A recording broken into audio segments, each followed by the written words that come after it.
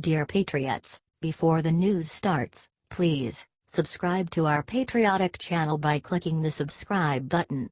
Give us a thumbs up to this video. Don't forget to leave your opinion below in the comments section.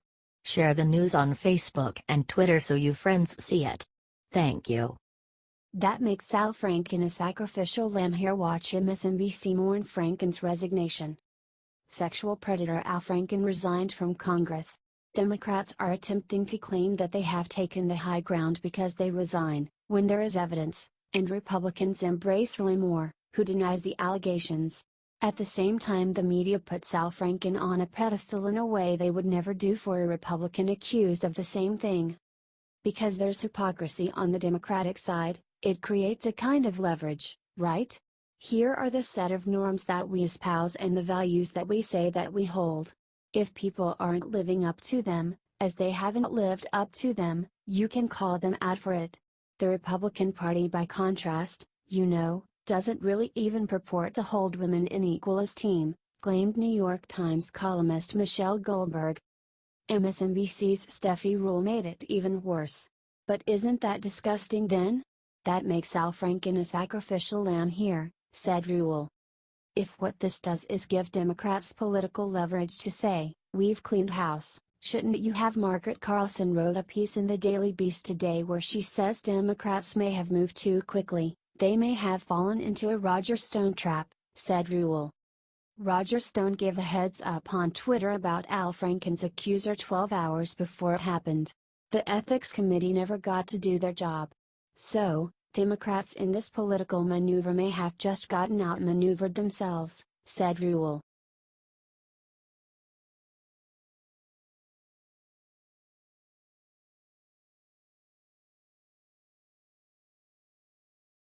Shut your bakery down or make the cake.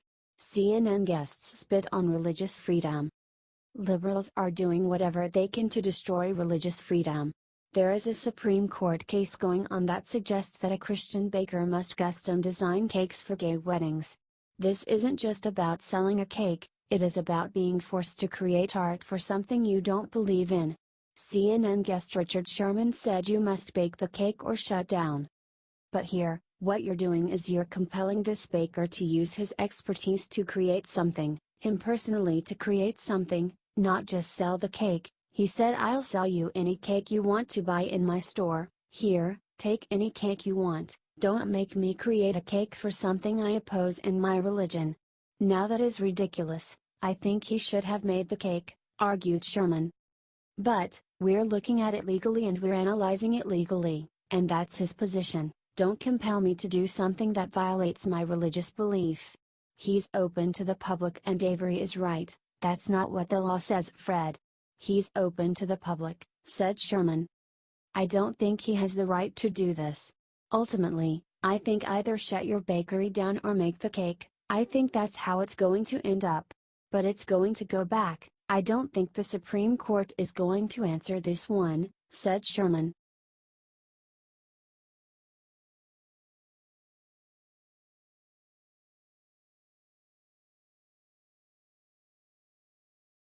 We absolutely will utterly destroy them. Watch UN's Nikki Haley make brutal threat against North Korea. UN's Nikki Haley made headlines when she suggested that we are willing to utterly destroy North Korea if they push us enough. We have never sought war with North Korea, and still today we do not seek it. If war does come, it will be because of continued acts of aggression like we witnessed, and if war comes, make no mistake, the North Korean regime will be utterly destroyed, said Haley. Fox's Chris Wallace spoke to her, where she doubled down on her bold comments. Just the other day you said if there's war, that North Korea, the regime there, will be utterly destroyed.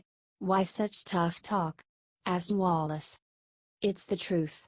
I mean, the reality is if North Korea even attempts to try and threaten the United States or any one of our allies, they will be utterly destroyed. Diplomacy is great in some respects. But you have to also be honest, and this was something that North Korea needed to hear and the international community needed to hear, said Haley.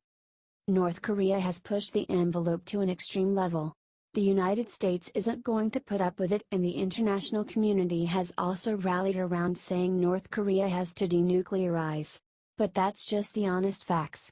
If North Korea attempts to threaten or do anything to destabilize us or our allies, we absolutely will utterly destroy them, said Haley.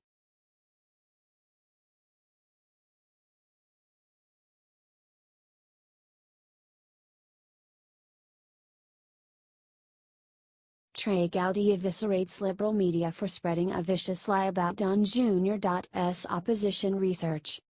During an interview with Fox and Friends, Trey Gowdy eviscerated the liberal media for attacking Don Jr. Don Jr. accepted a meeting with a Russian lawyer who promised opposition research on Hillary Clinton during the election. Is this the big collusion revelation that Democrats have been wishing for? Nope. Trey Gowdy explains why. Gowdy was asked if Don Jr. did anything illegal. No, I don't even think he did anything improper, responded Gowdy. Differing minds can quibble about whether you should accept an offer to provide Oppo research. Keep in mind the DNC was paying $10 million to do Oppo research on Trump, explained Gowdy. Gowdy went on to discuss who is actually corrupt. As far as who is actually corrupt, Gowdy was complimentary of most rank and file FBI agents, but highly critical of the agency's leadership.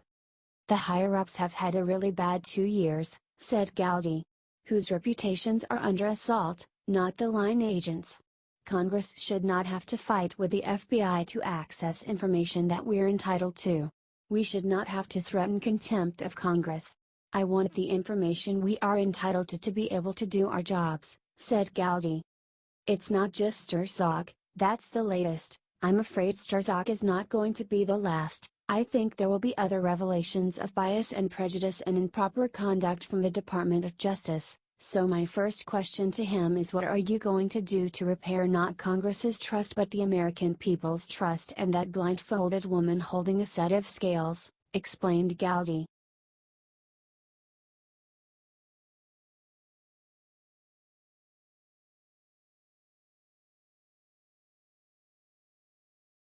Rush Limbaugh exposes the truth about Troy Moore, and liberals are furious. The mainstream media already wants you to forget. But the biggest piece of evidence against Troy Moore has been proven to be a lie. Good thing we have Rush Limbaugh to set the media straight. Bombshell, Troy Moore accuser Beverly Nelson admits she forged yearbook. You remember that the yearbook? This is the Gloria Allred special, and now Beverly Nelson, who was one of Roy Moore's accusers from 40 years ago, has admitted she forged it, explained Limbaugh. So she has no credibility. None at all. Gloria Allred still has not released the yearbook so that it can be forensically tested. I wondered why she hasn't. Now we know why. Because the perp has admitted she forged it, said Limbaugh. Beverly Young Nelson has finally admitted that she forged a portion of the infamous high school yearbook that she and attorney Gloria Allred used as proof of her accusations against U.S. Senate candidate Troy Moore. And in yet another blow to the credibility of ABC News, the disgraced, left-wing network downplayed the bombshell by presenting this admission of forgery as adding notes to the inscription, explained Limbaugh. In other words, ABC's not reporting forgery. ABC says, Nelson admits she did make notes to the inscription. But the message was all Roy Moore, said Limbaugh. Do you think Roy Moore is going to win?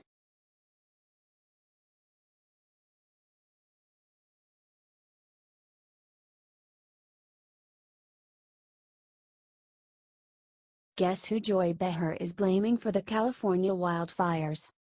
Wildfires have swept through Southern California and liberals have one person they can blame. Donald Trump. Chelsea Handler started the trend.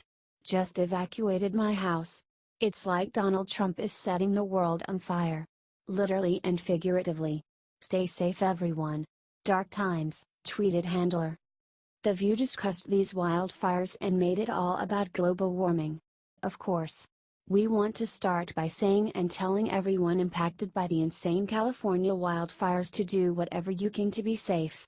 This is the biggest wildfire to hit the region in 56 years, started Goldberg. It must have something to do with the planet heating up, said Behar, pointing out that it was so dry and hot in California. And so, When it gets very dry and dusty like that, anything, if you flick a light or there's a spark, if it finds something, it will burn it, said Beher. Earlier this year, Beher joked that she wanted to name hurricanes after climate deniers. And that is contributing to the intensity of storms like Irma, why this is the worst storm we've seen, etc. It has to do with climate change.